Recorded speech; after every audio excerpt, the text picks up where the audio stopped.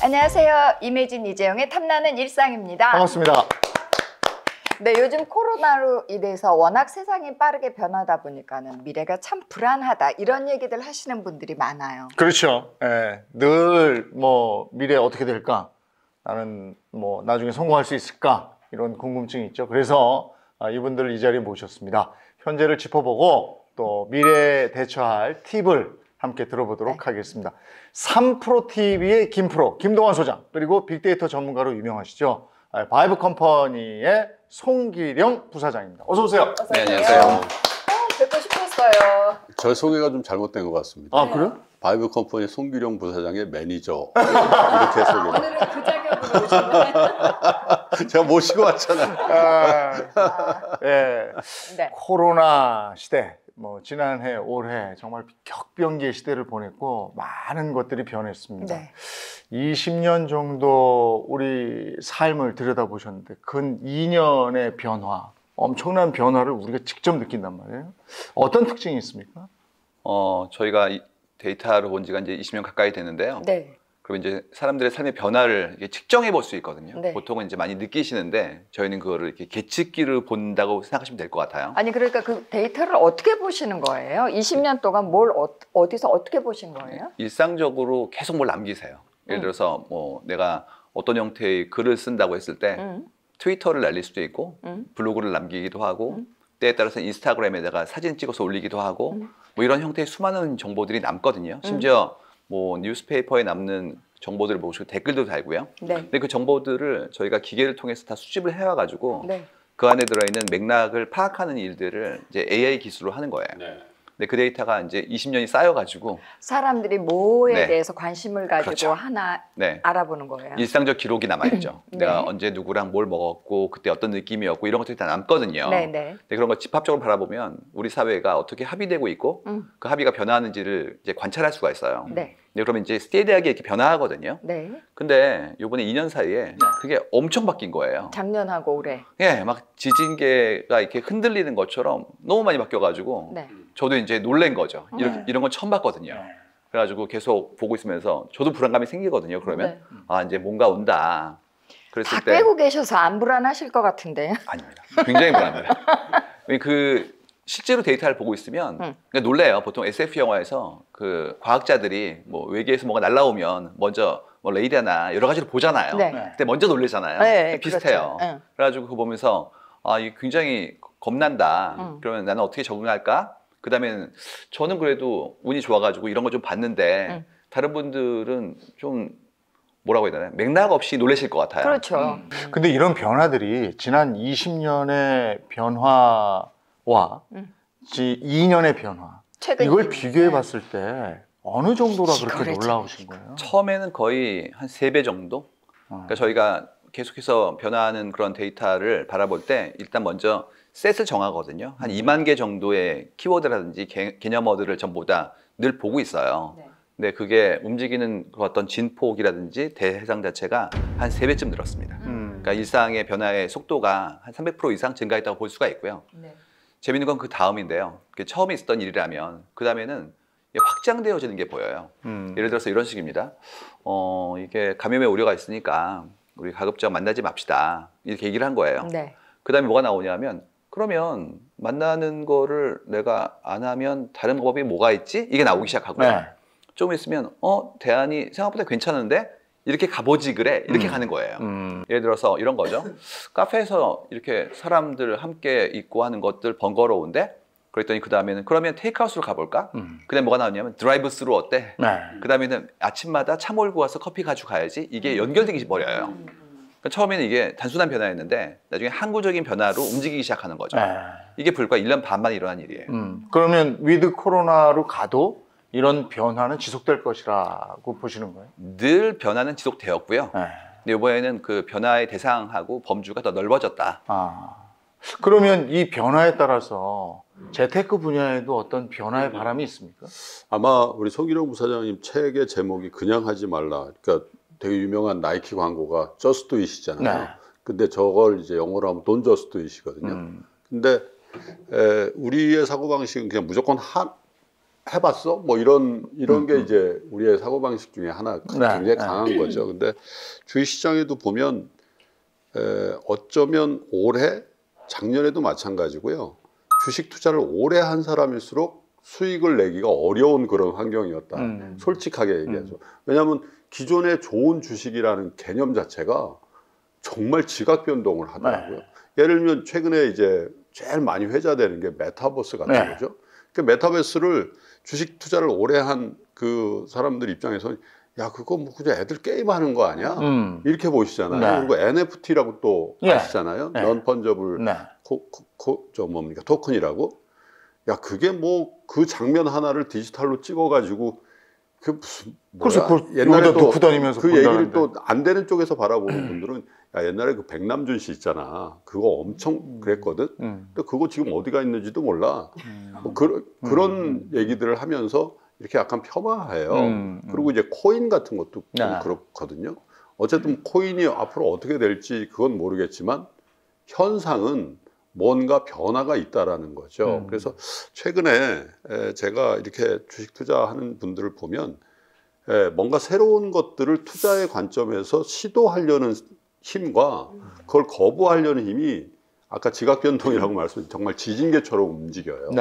근데 이제 그게 어떤 게 정답인지 모르겠지만 분명한 변화가 감지된다라는 거죠.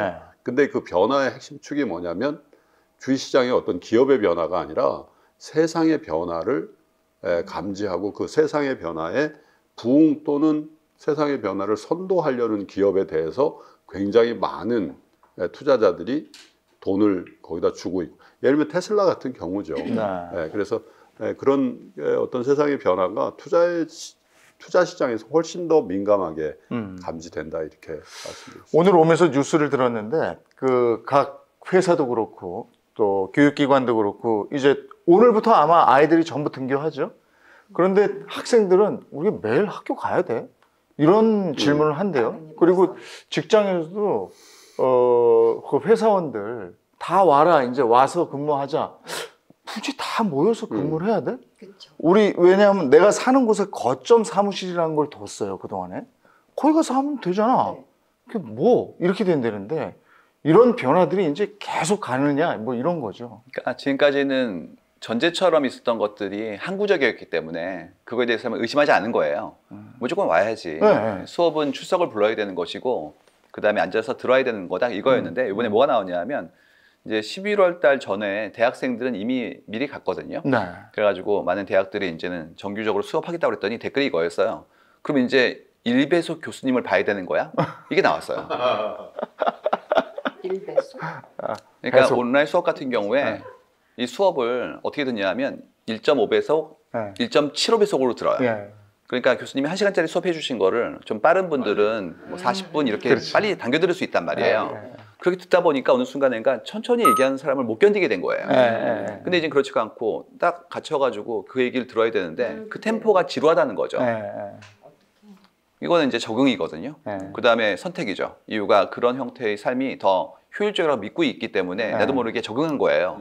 이제 그러면 이제 나이가 드신 분들은 젊은 분들한테 말씀하실 때 두 가지식으로 빨리 얘기하셔야 돼요. 결론부터 딱 얘기하고 요점 정리를 딱 해가지고 이걸 설명하려고 들면 지루해 벌써. 그래서 사실 방송국에서 여러분을 만나면 뭐 저를 만나면 물어보는 게 딱 한 가지예요. 들어가요 마요. 뭘 들어가? 이걸 얘기하지 뭐 경제를 쭉 얘기하고 세상의 변화가 그래서 그런 거는 안 듣고 들어가요 마요 이것만 물어. 지금 할까 말까?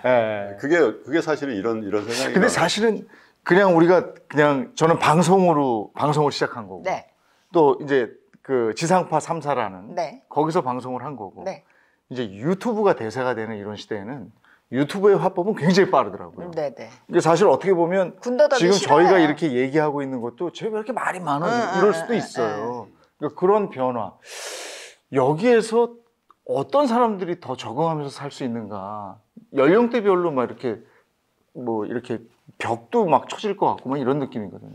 나이 먹은 사람들은 힘들어. 연령보다는 변화에 적응할 수 있을 만큼의 열린 사고와 다양한 걸 시도할 수 있을 만큼의 시도에 대한 어떤 수용성이 필요한데요. 근데 이게 이제 나이가 들면 아무래도 보수화되죠. 근데 이게 이론이 있어요. 어떤 이론이 있냐면 컴퓨터 사이언스에서 내가 어떤 일을 실행할 때 먼저 시도를 해보고 그 다음에 시도된 것 중에 제일 좋은 걸 뽑아가지고 지금부터는 그걸 실행하는 형태로 간다는 거예요. 그래서 시도가 exploration이라고 하고 시도는 실행하는 건 exploit라고 그러는데 이게 재밌게도 나이가 들수록 시도를 적게 한대요. 그러니까 이거를 설명한 이유가 뭐였냐면 시도를 많이 해본 다음에 그중에 좋은 걸 고르는 거 아니에요. 그 다음에 그 나머지 시간에는 그걸 써야 되는 거예요. 네. 나이가 들면 쓸 일이 많지 않게 남았기 때문에 어느 순간인가 새로운 시도보다 내가 했던 것 중에 제일 좋은 걸 끌고 온다는 거죠. 네, 그래서 보수적이 되는 거예요. 그렇죠. 이런 식이죠. 아, 설렁탕은 이 집이 맛있어. 그러면 거기만 가요. 그렇죠. 줄창 거기만 가시는 네. 거예요. 네. 새 집 알려줘도 네. 귀를 안 열어요. 네, 이유는 지금까지 내가 얻었던 지혜가 크고 그 다음에 그걸 또 새롭게 시도해서 얻을 수 있는 기회비용에 대해서 내가 좀 더 비용을 지불하기 싫다는 얘기인데요. 여기서 간과되는 건 뭐냐면 앞으로는 더 오래 사실 거란 말이죠. 네, 그렇기 때문에 시도를 해보셔야 되고요. 그치. 또 한 가지는 그 시도라는 게 나 혼자 하는 게 아니라 함께 하잖아요. 네, 수많은 사람들이 해보고 댓글 달고 랭킹 나오고 거기에 따른 수많은 리뷰가 있기 때문에 그걸 이용하시면 시도도 좀 더 편하게 할 수 있지 않을까에 대한 부분들은 이제 하나의 혜택이 될 수 있습니다. 근데 그런 변화에서 재테크를 생각하면 기본적으로 저희 또래들은 집 아니면 주식 맞아요. 이란 말이에요. 근데 그 밑으로 가면 그게 아니고 가상 공간에서의 움직임이잖아요. 이를테면 코인이라든지 아까 NFT 말씀하셨지만 이런 것들이에요. 그러면 앞으로 주식이나 집이 과연 비전이 있는 것인가 이런 의문도 갖게 되거든요. 근데 마침 오늘 어디서 설문조사한 걸 아침에 제가 뉴스를 전달하면서 봤는데 전경련에서 이제 조사를 했어요. 근데 MZ 세대라고 하잖아요. 네. 그분들 700명을 대상으로 조사를 했는데 굉장히 흥미로운데 부자가 되기 위해서 꼭 해야 될 재테크 수단은 뭘까? 이렇게 설문조사를 하니까 뭐라고 MZ 세대 20, 30대가 뭐라고 코인? 집 나왔나 보다. 집이 나왔어. 소장님 말씀하시는 집. 거. 집이 30% 중반대 이상 집을 얘기를 했어요. 요즘 젊은 사람들이 그렇게 집을 네. 애써서 살려. 그 다음에 주식이고요. 아. 가상 자산, 암호화 자산이라고 하는 그거는 10%. 그래요? 이거 엄청난 거죠. 이것도 생각보다 사실은 다르네요. 없던 거니까. 네. 그 다음에 예적금이 얼마냐면 8% 정도예요. 필요 없다는 거죠. 부자 되는데. 근데 질문을 바꿔봤어요.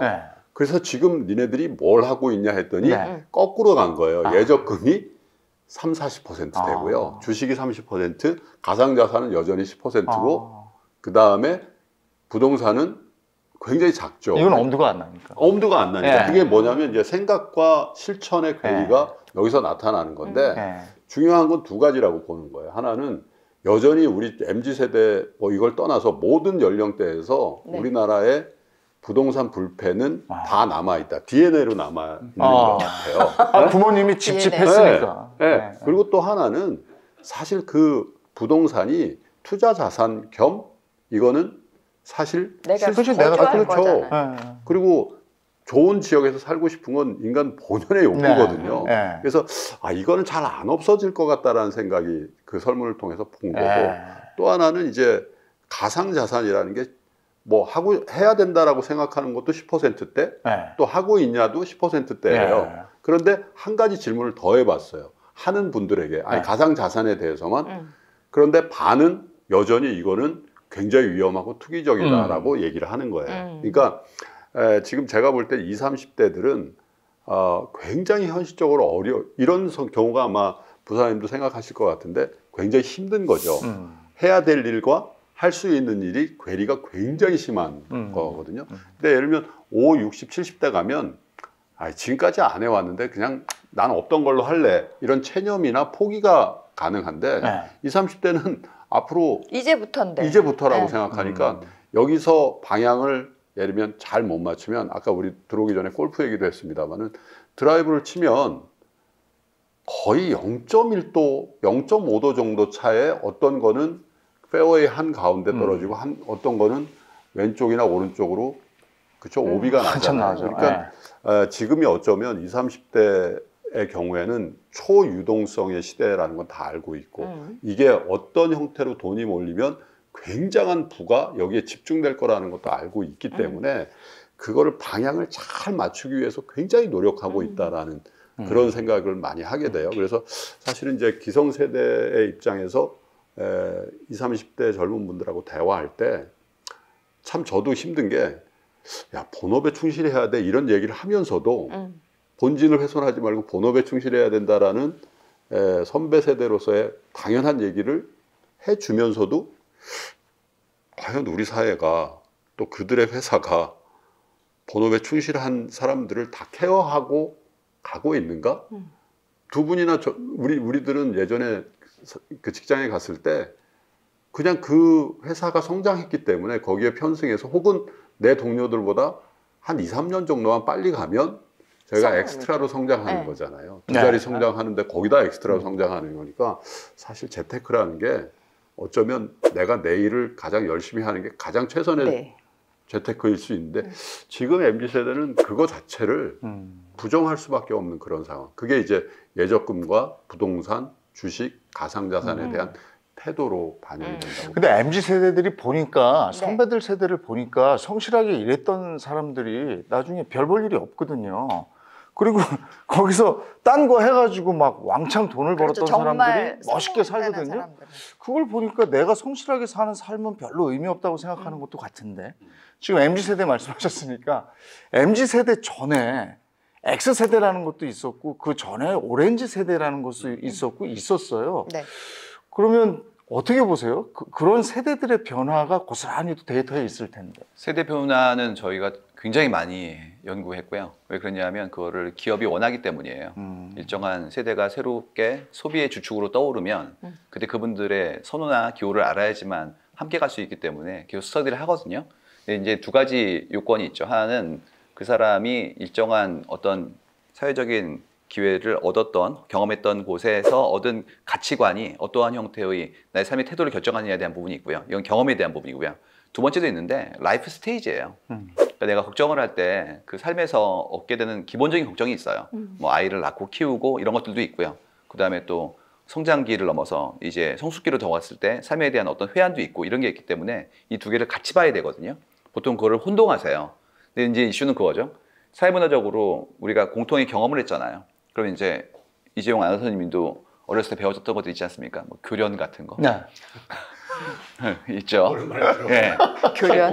그럼 이제 그 경험이 교련 검열. 그 시대 사람들의 사고를 형성해요. 그러다 보니까 그때 받았던 그런 인풋에 대해서 내가 비판적으로 사고하고 거기에 대해서 치열하게 고민했어도 남아있는 상흔 같은 게 있거든요. 이런 것들이 이제 공통의 가치관을 형성하는 거예요. 그래서 그런 부분들도 보고 있으면 우리는 변화가 빨랐다. 그리고 정상화의 속도가 빠르게 되었기 때문에 그만큼의 격차나 혹은 거기에 따르는 어떤 불일치 내지는 거기에 따른 차이가 존재한다는 것을 이해해야 됩니다. 저희가 그걸 보고 있는 이유가 젊은 그런 새롭게 올라온 세대의 분들이 이제 직장을 그만두고 본인의 독립적인 삶을 살고 싶어하는 것들이 많이 보이는데 그 중에서 세대 간의 커뮤니케이션의 어떤 어려움 같은 것들이 많이 나와요. 왜요? 회사에서 받는 상처가 너무 커요. 상사로부터? 네. 그게 이제 상사라고 하기엔 동료인데 동료. 이제 나이가 더 많으신 분인데 이때부터 이제 나오는 게 예전 분들은 아래 위가 있지 않냐라고 생각하시는 분들이 계시고 어디 감히 그분들은 그게 아니라 동료인데 이렇게 생각한단 말이에요. 그러니까 여기에 생기는 게 한두 가지가 아니에요. 예를 들어서 이런 거 나옵니다. 부장님은 상사가 아니라 동료지. 그럼 나오는 게 근데 왜 일을 안 하셔? 동료인데 신문 봐. 함께 해야지. 근데 예전 분들 얘기는 아니 원래 그런 거야. 처음엔 굉장히 힘들게 일을 하고 나중에는 관리나 동료를 하는 거기 때문에 업무 강도는 좀 떨어지는 거 이런 게 이제 정서였는데 지금 아닌데. 그리고 이제 너도 하고 나도 해야 돼. 그렇죠. 다 같이 해야죠 동료인데 이런 얘기 나오거든요. 그러니까 이제 그랬을 때 그게 아니라 저학생이 좀 더 젊으니까 감수하세요 한 순간부터 저는 안 다닐래요가 막 나오기 시작하는 거예요. 또 한 가지는 이런 것도 많이 나와요. 좀 열심히 해보지 그러세요. 뭐 이런 얘기들. 이게 이제 나이가 드신 분 입장에서는 동료예요, 동료. 근데 그 상대편 입장에서는 그게 굉장히 억압 내지는 좀 폭력적 언사로 인식하는 경우도 많이 나오거든요. 그게 폭력이라고요? 표현의 방식이 이게 뭐야라든지 이걸 일이라가 해왔어 이런 얘기가 요즘 안 나오지만 그런 뉘앙스로 인식하기 시작하는 거예요. 그래서 이런 갈등이 상당히 보이니까 우리가 굉장히 빠르게 성장한 압축 성장에 대한 어떤 공도 있고 과도 있는데 이건 그늘이 좀 있다. 이제 이런 인식하는 거죠. 직장에서 제일 힘든 사람이 신입사원이 아니고 부장 정도 직급을 가지고 있는 사람이 제일 힘들대요. 신입사원을 직접 대해야 한다는. 그렇죠. 근데 그 중에 그런 변화도 있을 것 같아요. 그런 조직의 변화가 가정 안에서 아버지의 위험이 많이 떨어져 있잖아요, 지금. 이제 옛날부터 그랬잖아요. 지금까지 역할이 굉장히 기능적이고 네. 그다음에 권위적으로 한정돼 있었던 예전 방식이 이제 다 없어지고 있는데 일부 가지고 계신 분들은 이제 힘든 거죠. 그러니까 가족에서도 예전에는 가부장적인 그런 어떤 틀이 있었는데 지금 그런 게 없으니까 그게 조직에서도 그게 인정되지 않는 거고 예전에는 무조건 정보력은 아버지였거든요. 아버지가 모든 걸 다 알고 계셨는데 일사천리로 그냥 그게 다 굉장히 중요한 지적이신 것 네. 같은데 이 투자 시장에서도 예전에 제가 주식을 할 때는 우리 부장님이 저한테 그래서 제가 대리 때 아, 왜 자리에 앉아 있어? 나가 돌아다녀. 왜요? 나가야 정보가 사람을 만나라는 거예요. 그러니까 사람이 뭐냐면 회사 내부자, 펀드 매니저, 애널리스트 요런 부류의 사람들이 정보를 다 독점하고 있었으니까 돈을 벌려면 사람을 만나는 관계가 중요했다고. 근데 지금은 사람을 굳이 만날 필요도 없고 만나면 오히려 그 함의를 가진 정보를 갖고 오는 게 아니라 의도를 가진 소음을 듣고 와서 엉뚱한 짓을 할 수가 있어요. 그러니까 그럼 뭘 하냐? 예를 들면 앉아서 유튜브를 키면 되는 거예요. 유튜브에 제가 이런 거죠. 뭐 삼프로 TV도 마찬가지고 여기도 마찬가지지만 예를 들면 송기룡 부사장님의 강의를 들으려면 예전에는 네. 만났어야 돼요. 그렇죠? 네, 그렇죠. 그것도 아주 소수의 인원들만. 예를 들면 모 그룹에 임원진 20명, 조찬. 그렇잖아요. 그건 사실 티켓값도 없는 거예요. 왜냐하면 돈을 내도 안 불러주니까. 그러니까 거기에 들어가려고 그 이너서클에 들어가려고 굉장히 노력을 하고 그러니까 관계가 굉장히 중요했는데 지금은 물론 이제 송기룡 부사장님의 강의가 뭐 인터넷에 많은 건 아니지만 예를 들면 디지털 컨텐츠를 통해서 그분의 지혜를 우리가 습득할 수 있고 그걸 학습할 수 있거든요. 근데 그 학습 능력이 정말 슬픈 얘기인데 저희 같은 50대와 20, 30대와 엄청 차이 나요. 그게 투자 시장에 어떻게 반영되냐면 예를 들면 바이오다 혹은 뭐 NFT다 뭐 또 메타버스다 이런 것들 있잖아요. 그러면 논리 구조나 어떤 그런 것들에 대해서 우리는 그냥 신문에 나오는 헤드라인을 보고 야 저게 되겠어? 이렇게 판단하는 게 습성이에요. 왜냐하면 그런 매체들에 익숙하니까. 근데 젊은 세대들은 거기에 들어가서 디지털 콘텐츠를 보고 거기서 한 발짝 더 들어가서 논문을 찾아봐요. 그렇더라고요. 네, 그래서 제가 아까도 말씀드렸지만 투자를 오래 한 분들이 그런 류의 새로운 그 시대를 여는 어떤 주식에 대해서 굉장히 못 따라가는 거죠. 그래서 이제 예를 들면 뭐 어느 세대가 더 우월한 투자를 하냐가 문제가 아니라 세상은 전보다 훨씬 더 빨리 변하고 있는데 투자는 그거보다 훨씬 느리게 변하고 있으니까 아마 앞으로도 그런 거에 대해서 기성세대 이런 분들이 아, 내가 좀 바꿔야 되겠는데 라는 적극적인 마인드를 안 가지면 굉장히 투자에 실패할 가능성이 굉장히 많아지는 그런 시대가 지금 벌어지고 있고 앞으로도 더 그런 소장님도 속도가 많이 바꾸실 거예요? 아, 힘듭니다 사실. 힘들어요. 근데 제가 최근에 페이스북을 보다가 네.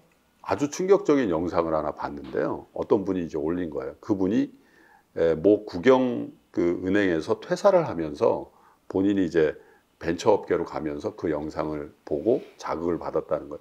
시골의사 박경철 네. 그 원장 아시잖아요. 그분이 벌써 한 20여 년 전에 있었던 일인데 잠깐 말씀드려도 될까요? 네. 그분이 이제 인턴을 끝내고 전문의 자격증을 따서 처음에 근무한 게 대전에서 근무를 했대요. 아마 모 대학병원이 처음 생길 때 가서 의사가 3명밖에 없는 병원이어서 계속 야근을 하고 있는데 서울의 경제연구소에 다니는 친구가 전화를 했대요. 네 인생을 바꿀 강연이 있으니까 무조건 주말에 올라오라. 근데 이분이 워낙 바쁘고 힘드니까 못 올라간다고 계속 버티다가 친구가 네 인생을 바꾸는 건데 그 말 한마디에 혹시 안 가면 또 내 인생이 좀 이상해. 그래서 대구에 있던 당시에 백수로 있던 친구를 같이 데리고 갔대요. 그래서 친구들끼리 오랜만에 만나서 술 먹을 욕심으로 그 엄숙한 강연장에 앉아 있는데 강의를 하러 들어오는 사람이 찢어진 청바지에 후드티에 야구 캡을 쓰고 들어오는 거예요. 그래서 태반이 나갔대요. 지금도 강연 가면 지금은 캐주얼이 일상화돼 있지만 예전에 다 정장을 입고 강의하는 거잖아요. 그 경제연구소에서. 그래서 강의를 하는데 강의 제목이 이거였어요. W의 시대가 온다. 그게 뭐냐면 www. 이메일의 시대가 온다라는 강의였대요. 그 강의자가 누구였냐면 이재웅 씨입니다. 다음. 네. 네. 그래서 그 3명의 친구 중에 2명은 뭐 이런 강의가 있어 그러고 술 먹으러 갔고 그 백수 친구가 박경철 원장한테 10만 원을 빌려서 그분을 따라갔대요. 이재웅 씨를. 나는 W 시대를 믿는다고. 그래서 이재웅 씨는 조단위의 회사를 만들어서 다음을 만든 거고 예. 그 따라간 친구는 예. 그런 비슷한 비즈니스를 만들어서 상장 기업을 만들고 포스코 사거리에 빌딩을 4채를 샀다. 야. 그 얘기예요. 그래서 제가 한번 생각해 본 거예요. 나는 따라가고 있는가? 저항하고 있는가? 나는 그 W가 됐든 뭔가 메타버스가 됐든 NFT가 됐든 뭔가를 따라가는 사람인지 아니면 뭐 저런 게 있어 그리고 같이 술을 먹으러 간 2사람인지 그걸 잘 판단해 보시라는 거죠. 그래서 무조건 그런 데 투자하시라는 게 아니라 일단 알아야 된다는 건데 알지 않고 그냥 나 이거 거부야. 이건 아니야. 고정관념으로. 그런 거는 굉장히 위험하고 그리고 그런 빈도수가 훨씬 더 많아지고 있다. 노력하고 있습니다. 근데 이런 변화의 속도를 쫓아가지 못하는 사람들은 어떻게 해야 됩니까? 사실 책을 쓴 이유도 그것 때문이에요. 저도 좀 버거울 때가 있기 때문에 어떻게 해야 되는 거냐에 대한 것들을 정말 고민하고 있는데요.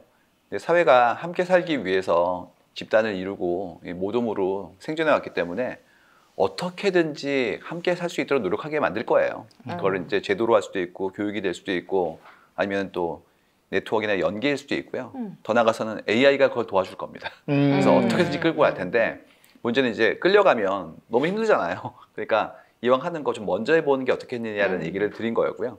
책 제목을 그냥 하지 말라고 쓴 이유는 뭐였냐면 그때 무작정 하시는 경우가 있거든요. 근데 그러면 안 돼요. 생각을 해보고 가야 됩니다. 이게 올바른 것인지 상호 간에 서로 도움이 될 수 있는 것인지 그다음에 대의로서 우리 사회에서 용납될 수 있는 건지를 고민하고 들어가야지 안 그러고 이기적으로 이게 순간적으로 좋아 보이니까 가는 순간부터 사회에서 거친 저항이 생길 수 있기 때문에 깊게 한번 고민해 보시라는 얘기를 드린 거였어요. 이 요즘에 이런 무지막지한 변화가 작년과 올해 한 2년의 변화가 어떻게 보면 전쟁을 겪은 후의 변화만큼 바뀐 것 같아요. 근데 이런 변화 속에서 부의 재편이 이루어지더라고요. 기본적으로 이 코로나19가 우리한테 준 여러 가지 변화 중에 투자 시장에서 가장 큰 변화는 엄청나게 많은 돈이 풀렸다는 겁니다. 뭐 2008년도, 2009년도에서 시작해서 한 5년 동안 풀린 돈이 미국에서만 한 4조 달러 정도 되거든요. 근데 작년 한 해 동안 이거보다 더 많은 돈이 풀렸거든요. 그것도 전 세계적으로. 그러니까 돈이 많아졌어? 그러면 수요 공급에서 많은 거는 가격이 빠지죠. 네. 돈의 공급이 많아졌으니까 돈 가치는 떨어질 거다. 그럼 반대쪽에 뭔가 올라간다라는 게 명확한 거죠. 그게 이제 자산 가격이라는 거고, 그래서 우리 아파트 가격이 천정부지로 오르는 거고, 미국의 주식이 그렇게 많이 오르는 거죠. 그런데 또 하나는 이 코로나19가 준 게 돈의 양의 증가와 더불어서 돈이 가야 될 대상을 굉장히 협소하게 만든 거죠. 코로나19 상황에서 되는 비즈니스와 안 되는 비즈니스가 아주 명확해진 거거든요. 그래서 예를 들면 테슬라가 요즘에 굉장한 그 화제잖아요. 그 테슬라 외에 루시드라는 회사도 생기고 리비안이라는 회사도 막 생긴단 말이죠. 그러면 우리는 애초에 어떻게 생각했냐면 테슬라를 거부하는 마인드는 이거예요. 야, 전기차? 배터리만 있으면 되잖아. 이렇게 생각을 한 거죠. 그런데 테슬라를 들여다보고 있는 그걸 연구한 사람들은 어떻게 생각하냐면 야, 그 배터리만 있어서 만드는 게 아닌데 거기에 인공지능이 들어가고 또 위성이 들어오고 그리고 거기에 아세요? 인슈런스, 그러니까 보험이 거기 들어가요. 테슬라가 지금 다른 그 화석연료차를 운행하는 것보다 테슬라의 그 인공지능이죠. 자율주행 기능을 탑재한 차의 사고율이 엄청나게 낮거든요. 그래서 그걸 사고율 기준으로 0.2%까지 낮춘다는 게 테슬라. 거기서 혁명적인 변화가 있잖아요. 그래서 그게 그냥 단순히 배터리를 단 전기차의 변화라고 생각하면 이거 현대차도 폭스바겐도 GM도 포드도 할 수 있는 건데 이렇게 얘기가 되는데 거기서 우리가 해야 되려면 한 발짝 더 들어가서 봐야 된다는 거죠. 그래서 사실은 우리 당대의 어떤 변화가 우리에게 불을 주기도 하지만 더불어서 더 큰 거는 그 다음 넥스트 제너레이션한테 그런 변화에 대한 호방함을 주는 거죠. 그래서 최근 들어서 뭐 이렇게 주식시장에 또 투자시장의 변화가 저번 아까도 말씀드린 굉장히 그 회귀 속도가 굉장히 빨라지고 있고 그리고 그 변화가 굉장히 큰 변화가 오고 있다는 것은 정확한 사실인 것 같습니다. 변화를 우리가 알아봐야 되잖아요. 아, 변화하고 있구나. 아, 그냥 변하는구나. 이러고 그냥 끝날 수도 알고 있는데. 대처해야 돼. 그 세 가지 기준점을 꼽아주셨어요. 변화에. 상수를 저희가 데이터를 좀 보고 이해한 게 있어요. 그러니까 변화가 굉장히 여러 가지 양태로 나오기 때문에 나도 모르게 불안해하고 헛갈릴 수 있는데 어떤 건 지속되는 것들이 있거든요. 그래서 10년치 데이터를 본다면 알게 된 게 일단 첫 번째 사람들은 이제 혼자 살게 될 것 같다. 근데 사실 이건 나왔었어요. 언제 나왔냐면 1인 가구의 증가로 계속 나왔거든요, 숫자가. 근데 그 1인 가구라는 게 예전에 우리 생각은 그거였어요. 청춘, 매우 젊은 분들, 부모로부터 독립하는 그런 분들이. 근데 저희가 데이터에 뭐가 나오냐면 아니 50대 남성, 그러니까 이혼이라든지 아니면 여러 가지의 상황 때문에 비혼일 수도 있고 혼자 사는 경우 많고요. 그 다음에 또 생애 마지막 스테이지에 이제 한 분이 사별을 한다든지 이런 경우에는 또 오래 사시는 경우가 많거든요. 그래서 그 혼자 사는 삶이라는 게 우리가 생각하는 것처럼 청춘의 모습이 아닌다는 걸 너무 많이 알게 된 거예요. 그럼 남게 되는 게 뭐냐면 혼자 사는 분도 힘들겠다. 이유가 챙길 게 많잖아요. 지금까지는 가족끼리 협업하거나 협동했는데 그걸 다 오롯이 내가 해야 되니까 그러면 그런 산업이 엄청 커져요. 예를 들어서 뭐 런드리를 해주는 사업, 아침에 맡기는 시간도 없으니까 집으로 걸어주고 가고 빨래 같은 거, 청소 대행해주는 것들, 때에 따라서는 작은 그런 집에서 밑에 층에서는 밥을 준다든지 뭐 이런 것들이 계속 올라가거든요. 그러니까 그쪽의 산업도 커질 거고 우리가 그런 삶에 적응하는 방법들도 배워야겠구나. 이게 첫 번째였고요. 두 번째는 오래 사는 거. 오래 살게 될 것이다. 장수한다. 근데 그 장수라는 건 통계로 이미 나왔고요. 근데 인간의 삶이라는 게 지금까지 뭐 80세에서 90세 사이 정도까지가 상당히 높은 수준의 어떤 성취였거든요. 이게 더 길어지는 게 보이고 정말 중요한 거는 뭐였냐면 예전까지 않다는 거예요. 제 강연 내용 중에서 선생님이 있으세요. 뭐가 나오냐 하면 이분의 연세가 생각보다 굉장히 젊으시다. 그러니까 나이가 드신 거로 인식하지만 겉모습은 굉장히 젊다. 이것들을 제가 강의 때 사용하고 있거든요, 지금. 그래요? 그러니까 예전 좋은 굉장히 좋은 거죠. 그러니까 옛날에 저희 조금 긴장했습니다. 저희 어렸을 때 뭐 이 정도의 나이 뭐 얘기하면 환갑 이런 나이 같은 거는 진짜 정말 나이 드신 분이었단 말이에요. 맞아요. 근데 이제는 어떻게 나오냐면 환갑은 누가 잔치를 해? 칠순은 식사 우리끼리 하는 거고 팔순 정도 고민해요. 이렇게 나온단 말이에요. 그러면 이분들의 소비나 취향이라든지 교류 같은 부분들도 예전에 봤을 때 젊은 분들과 다르지가 않거든요. 그래서 이거 보고 있으면 우리가 젊게 오래 사는구나. 그럼 이분들한테 어떻게 도와드릴까? 저희 이런 얘기 많이 해요. 그레이, 실버 이런 얘기 하지 말라고. 이유가 실제로 머리가 검은데 무슨 그레이며 실버라니요. 그래서 이분들은 그냥 이렇게 얘기하는 거죠. 그냥 건강에 좀 관심 많은 분 이렇게 얘기하는 거예요. 이유가 그걸 타자화시키는 거 자꾸. 그래서 그런 부분들이 두 번째고요. 세 번째는 이제 좀 무서운 얘기인데 당신이 없이도 잘 산다 사람들은. 그러니까 지금까지 유기체 공동체였기 때문에 이분이 꼭 필요했고 그다음에 이분과의 관계도 언제나 끈끈했단 말이에요. 이제 그렇지가 않고 이런 거 나오잖아요. 택배 하시는 분은 놓고 가세요 뭐 이런 거. 그다음에 음식도 딜리버리요 이런 것들. 그다음에 키오스크로 누르고 얼굴 안 보는 거 이런 것들이 계속 늘고 있거든요. 이게 기술이 도와준 것도 있지만 사실은 우리가 그런 끈끈한 관계를 힘들어하는 게 보인 거예요. 그래가지고 선택할 거다 지금부터. 그래서 non 컨택이라고 그러는데 비대면이 아니라 셀렉티브 컨택이다. 내가 선택할 거다. 만날 건지 말 건지를. 그러면 중요한 게 내가 사람들과 함께 있고 싶으면 내가 만나고 싶은 사람이 돼야 돼요. 근데 그거 진짜 어렵습니다. 나는 만나고 싶은데 그도 나를 만나고 싶어 해야 될 거 아니에요. 그럼 태도나 뭐 사람들과의 관계를 이런 기본적인 매너 같은 부분들을 이제 바꿔야 되는 거예요. 이제 그 얘기를 세 가지 정도는 이미 팬데믹 오기 전부터 오고 있었다라는 얘기를 설명해 드린 거죠. 그래서 우리가 자칫 잘못 판단해서 이제 비대면 시대가 오면 사람들하고의 관계나 만남이 없으니까 그냥 대면 해주고 뭐 사람 그렇게 중요한 거 아닐 거 아니야? 근데 지금 이제 말씀 들어보면 오히려 더 나를 좀 멋있는 사람으로 상대방에게 도움이 되는 사람으로 알리는 작업이 또 필요한 꼭 거예요. 필요한 사람들은 만나고 돼 싶은 있는 거죠. 사람. 네. 그렇죠? 네.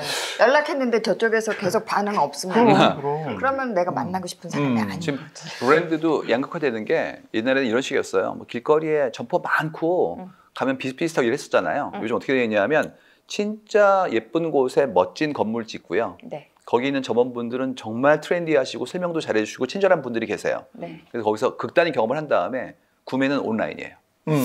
바뀌었어요. 옛날에 점포의 개수가 중요했는데 이젠 절대 중요하지 않고 플래그십 스토어라고 그러는데 정말 의미 있는 점포 몇 개만 놓은 다음에 전부 다 가상화시켜가지고 판매는 온라인으로 가는 것으로 바뀌고 있습니다. 지금 부사님이 혼자 살고 오래 살고 또 그 저런 당신 없이 사람 잘 산다고 그러잖아요.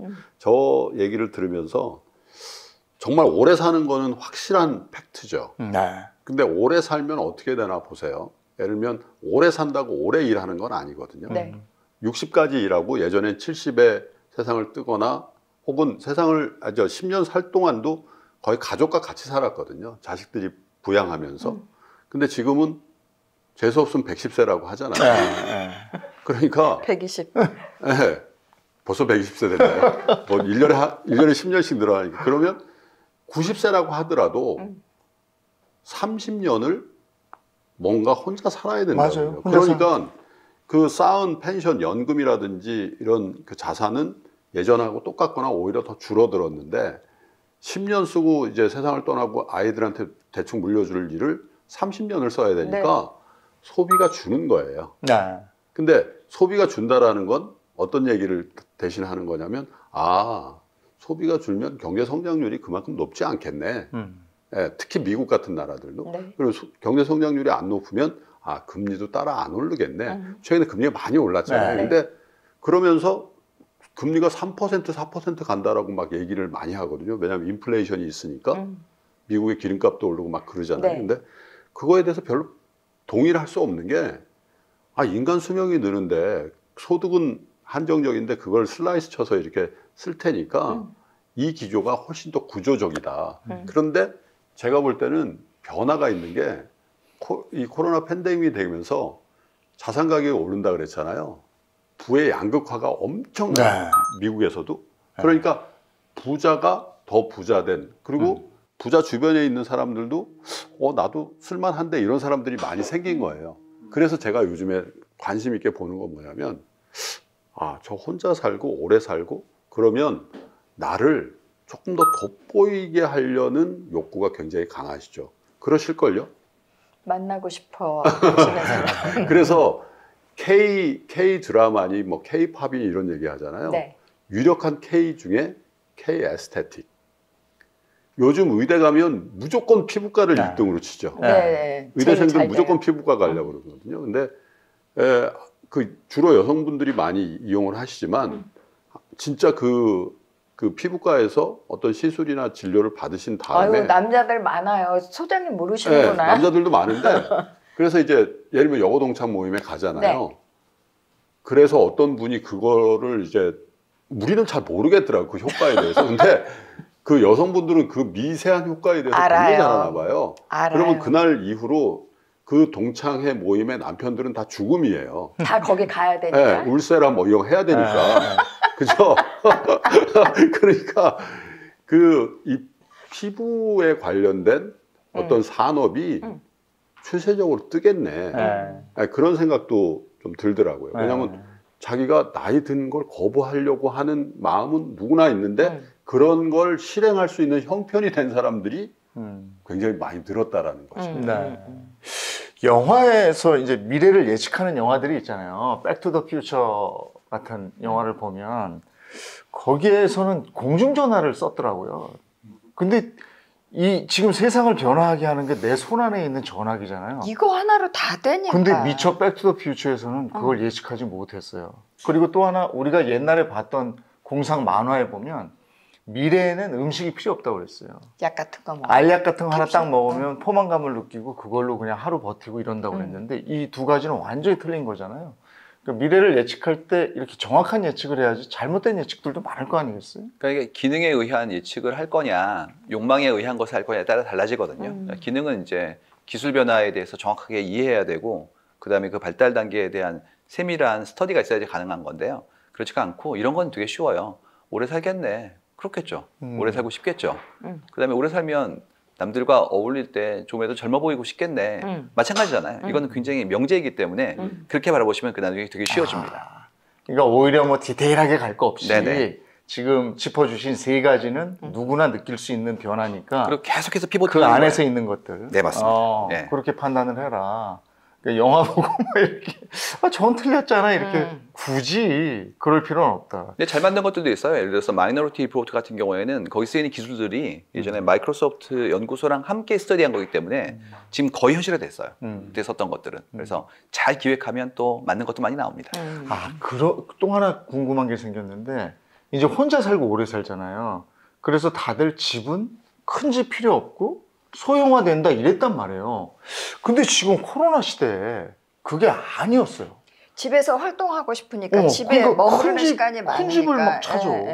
이런 변화들은 그런 재테크에서 나타나죠. 실제로 미국이 그런 변화에 가장 민감하게 주택 시장이 반응하거든요. 미국이 지금 케이스 실러 지수라는 게 있어요. 예를 들면 실러 교수라는 분이 이제 노벨 경제학상을 받은 교수님이고 그 제자가 케이스라는 분인데 미국의 20대 대도시의 이 주택 가격을 쭉 이제 하는데 가장 많이 뜨는 동네가 어딘가 보니까 샌디에고, 시애틀, 그리고 피닉스 같은 데들 이런 데들이 떠요. 그리고 최근에 미국 젊은이들이 가장 가고 싶어 하는 데가 어디냐? 콜로라도, 덴버 이런 데.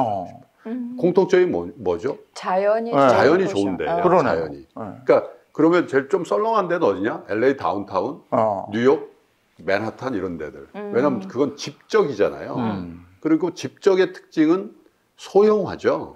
그래서 그리고 비싸고요. 그래서 이제 서버브죠. 그러니까 이제 외곽 지역으로 나와서 쾌적한 환경을 따지기 시작하고 그게 뭐냐면 인간이 근본적으로 안전을 추구하기 시작했다는 거고 그리고 실제로 미국의 빅테크 기업들이 내년도 대충 다 재택이다 이렇게 발표하는 기업들이 많아요. 그러면 미국 테리토리, 미국 영토 안에 있으면 되거든요. 그래서 하와이 같은 데들이 뜬다는 거잖아요. 그리고 세계적인 그 컨설팅 회사, KPMG 같은 데들, 이런 데들은 아예 그런 일정 직구는 퍼머넌틀리 재택이다. 발표를 해버려요. 근데 그 종업원 수가 몇백 명, 몇천 명이나 몇만 명이에요. 그러니까 이건 변화가 있다는 거죠. 그래서 집에 대한 공간은 이제 효율 그리고 직주 근접 직장과 그 거주지가 가까워야 돼. 이게 효율성이거든요.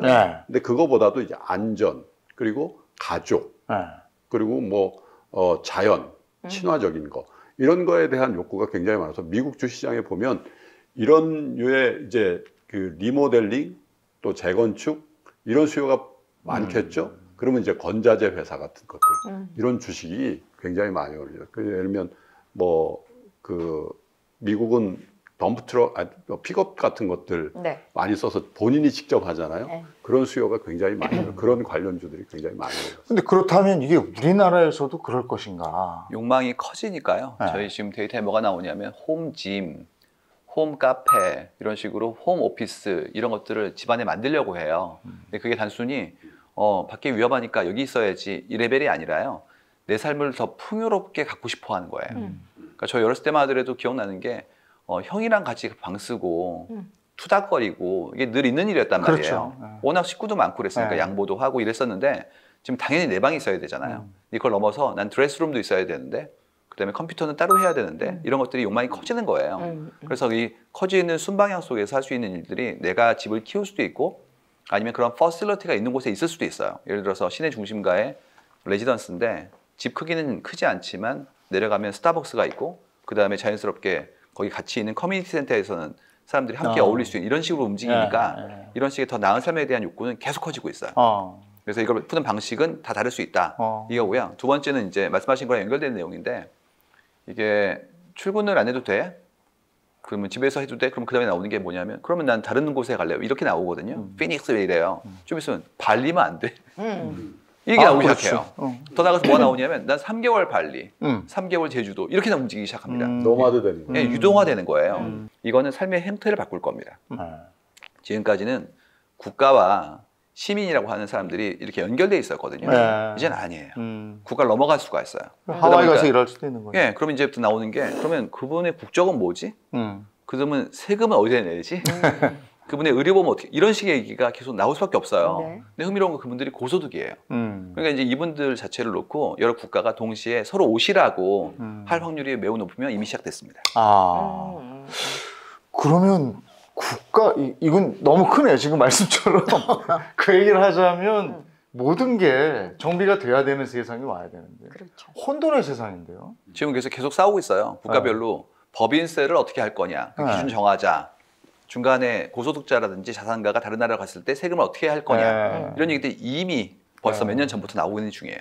야, 이거는 너무 이제 그 뒤로 가고 크니까 광범위하니까 아까 그 세 가지의 변화 여기에 맞춰서 우리의 삶은 어떻게 가져가야 되는가 여기로 한번 들어와 볼까요?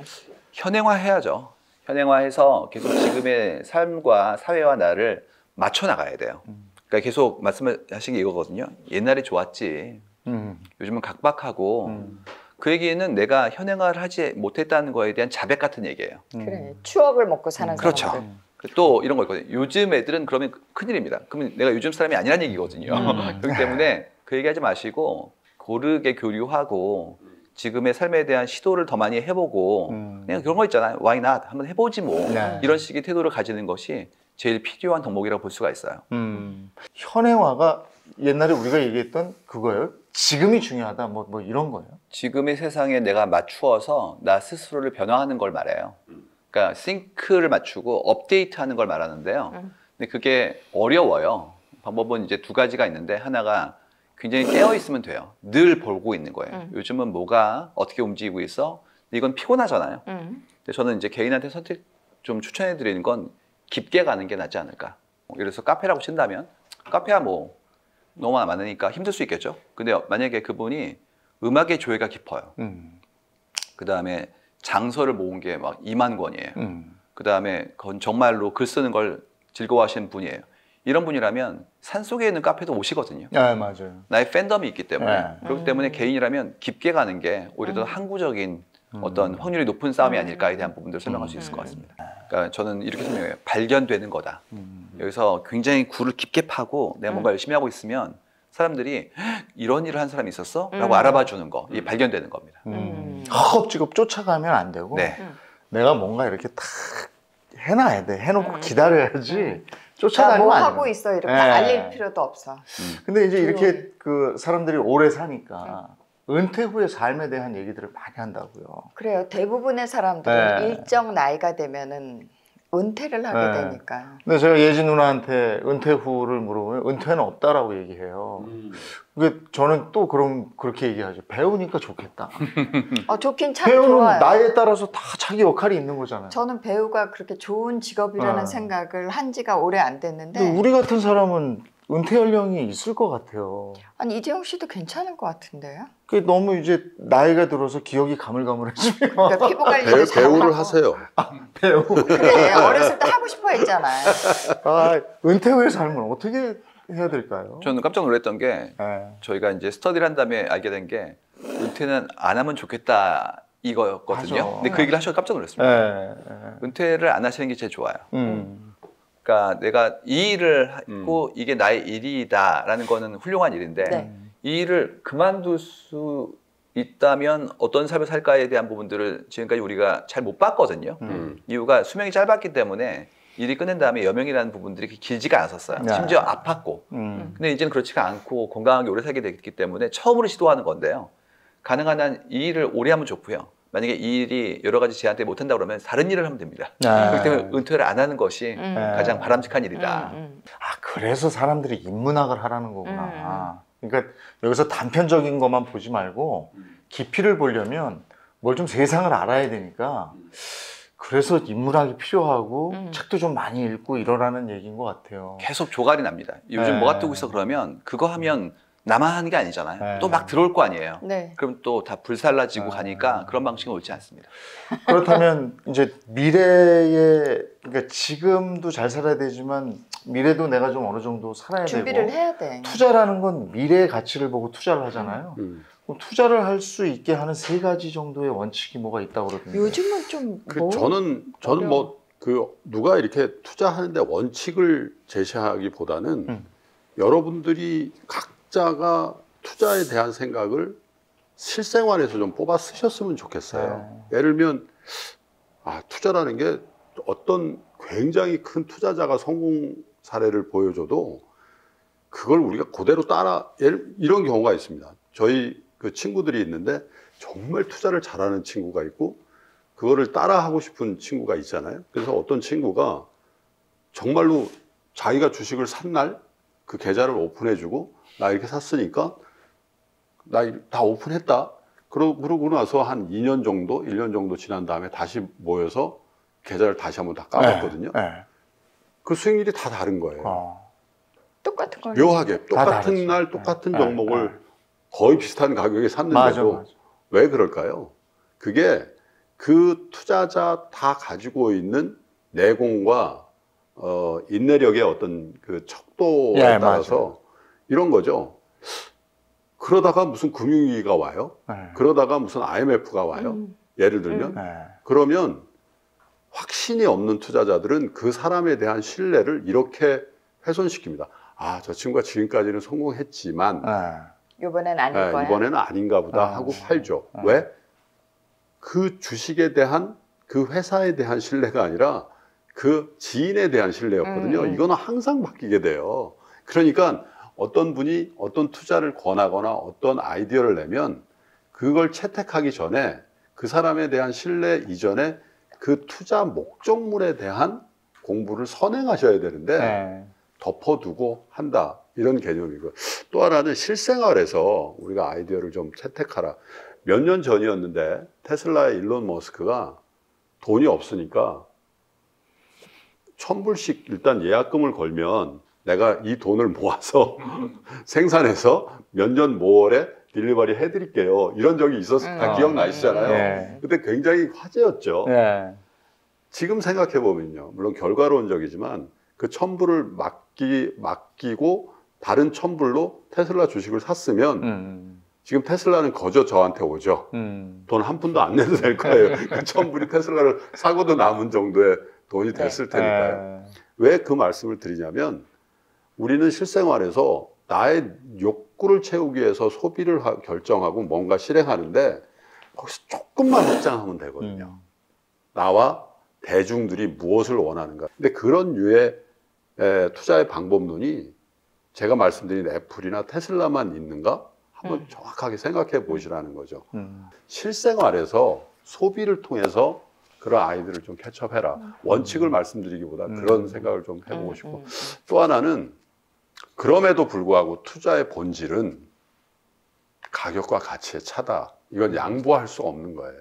그러니까 일시적인 버블이 생길 수도 있고 일시적인 가격에 엄청난 침체가 있을 수도 있어요.